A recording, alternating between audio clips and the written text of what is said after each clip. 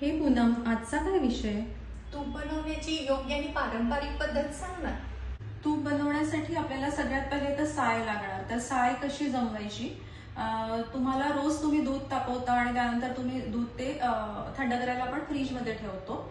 तर दुसऱ्या दिवशी जेव्हा ते 8-10 तास दूध राहतं तेव्हा दुसऱ्या दिवशी ते दूध काढून त्याच्यावरती जी फॅट लेअर असते म्हणजे जी साय असते ती एका दुसऱ्या भांड्यात काढायची, जो की एक प्रॉपर एअरटाईट कंटेनर असेल आणि त्याच्यामध्ये थोडं दही टाकून ठेवायचं आणि हे तुम्ही फ्रीजमध्ये स्टोअर करा.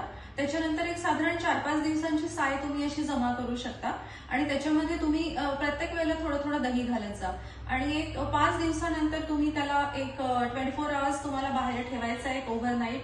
आणि त्याच्यानंतर दुसऱ्या दिवशी ती साई सकटचं जे दही आहे जे आपण बाहेर ठेवलेलं होतं त्याला रवीनी चांगलं घुसळायचं आणि त्यानंतर त्याच्यात थोडं पाणी घालायचं, पुन्हा घुसळायचं आणि ही प्रोसेस करता करता हळूहळू त्याच्यावर लोण्याचे गोळे येतात आणि मग ते लोणी थोडं अजून पाणी घालून वेगळं करायचं आणि दुसऱ्या एका भांड्यामध्ये घेऊन मग स्वच्छ पाण्याने धुवून मग त्याला तुम्ही गॅसवर तापवायला ठेवायचं. त्याला मंद आचेवर आपण तापवलं पाहिजे आणि तूप चांगलं कढवलं गेलं की त्याच्यामध्ये तुम्ही थोडी कढीपत्त्याची पानं किंवा तुळशीची पानं घालू शकता एका चांगल्या फ्लेवरसाठी आणि काही त्याच्यातल्या गुणधर्मांसाठी आपण ते घालू शकतो. आणि तूप कढवल्या गेलंय हे कसं कळणार? तर जेव्हा ते पूर्ण वर येतं आणि खाली थोडंसं लालसर बेरी असते त्याच्यात तुम्ही थोडेसे पाण्याचा शिडकावा तुम्ही टाकू शकता आणि त्याच्यानंतर त्याच्यातून असा चटचट आवाज येतो म्हणजे तूप आता पूर्णपणे कढवल्या गेलाय नीटपणे